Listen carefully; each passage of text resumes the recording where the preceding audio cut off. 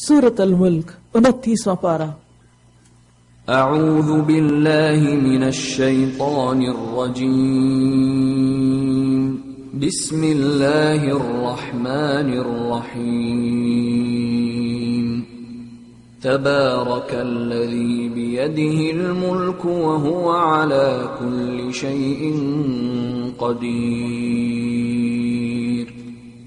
الذي خلق الموت والحياة ليبلوكم أيكم أحسن عملا وهو العزيز الغفور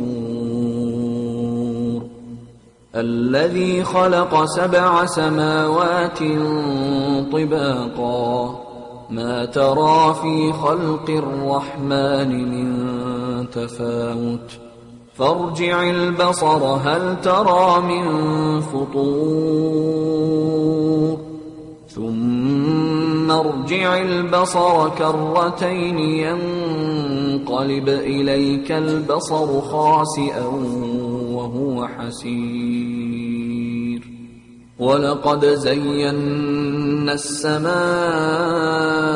الدُّنْيَا بِمَصَابِيحَ وَجَعَلْنَاهَا رُجُومًا لِلشَّيَاطِينِ وَأَعْتَدْنَا لَهُمْ عَذَابَ السَّعِيرِ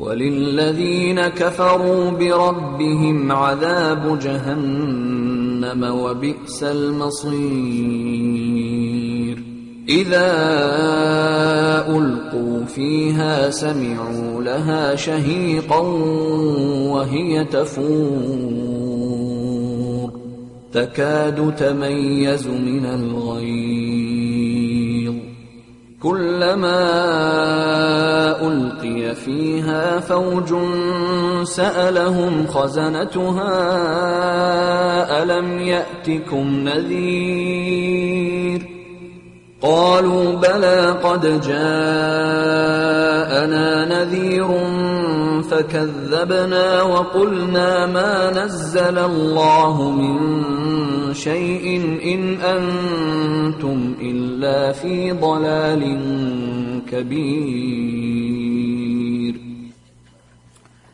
بسم الله الرحمن الرحيم تبارك الذي بيده الملك وَهُوَ عَلَى كُلِّ شَيْءٍ قَدِيرٌ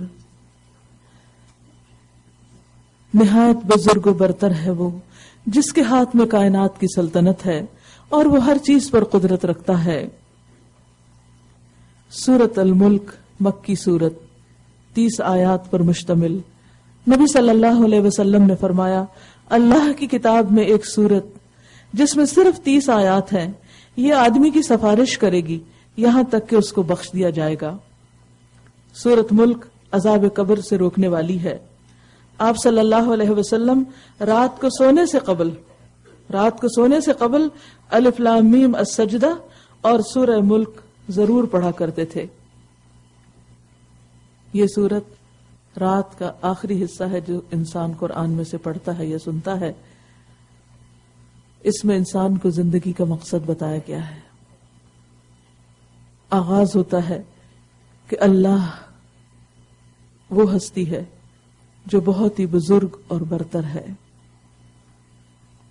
وہ جس کے ہاتھ میں پوری کائنات یونیورس کی بادشاہت ہے، ہر چیز کا وہ مالک ہے اور وہ ہر چیز کر بھی سکتا ہے۔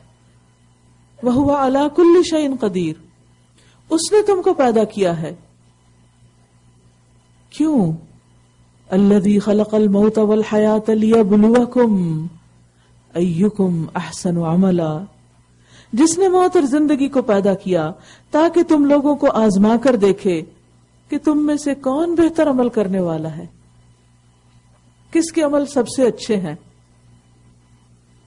گویا ہم سب جو اس دنیا میں آئے، ہم سب کا امتحان ہو رہا ہے، ہم سب آزمائے جا رہے ہیں، اور ہم سب سے کیا دیکھا جا رہا ہے کہ ہم اپنا یہ وقت، زندگی کا یہ وقت کس طرح گزار کے آتے ہیں، کیسے کاموں میں کیا کر کے آتے ہیں، کیسے آثار چھوڑ کے آتے ہیں، اپنا کیسا امپریشن دوسروں پہ ڈال کے آتے ہیں، کیونکہ یہ تمام چیزیں کل قیامت کے دن پھر تولی جائیں گی اور اس کے مطابق انسان کو جزا دی جائے گی۔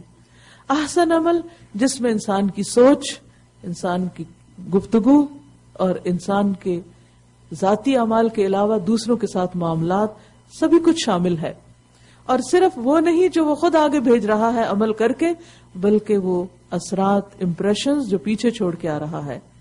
لہذا بے حد ضروری ہے کہ ہم سب اپنی سوچ کا جائزہ لیا کریں کہ اس میں کیا خوبصورتی ہے، ہم دوسروں کے بارے میں اچھا گمان رکھتے ہیں یا صرف نیگیٹیولی ہی تھنک کرتے رہتے ہیں، صرف نیگیٹو تھنکنگ کا ہی شکار رہتے ہیں، اس نے یہ کر دیا، وہ ایسا ہے، وہ ویسا ہے، اور صرف بری بری باتیں سوچتے رہتے ہیں۔ پھر اسی طرح اپنی گفتگو کا جائزہ لیں کہ وہ کس قدر فائدہ مند اور کارآمد ہے اور اس سے کس کو کیا فائدہ پہنچتا ہے۔ اسی طرح اپنے رویے اور اپنے معاملات، خصوصاً اپنی عبادات کا، ذاتی عبادات، نماز کیسی ہے، روزے کیسے جا رہے ہیں۔ دوسروں سے تو ہم پوچھتے رہتے ہیں کیسے روزے جا رہے ہیں، لیکن کبھی اپنے سے بھی پوچھیں کہ کیا کمایا ہم نے اس میں، کس طرح رکھے، کس دل کے ساتھ، کس جذبے کے ساتھ، کیا واقعی وہ اچیو کیا کہ جو کرنا چاہیے تھا۔ اسی طرح کیا زکوٰۃ کی ادائیگی کر لی، کیا حج فرض تو نہیں ہو گیا کہ اس کا بھی انتظام کرنا ہے اور اس کے لیے بھی کچھ سوچنا ہے۔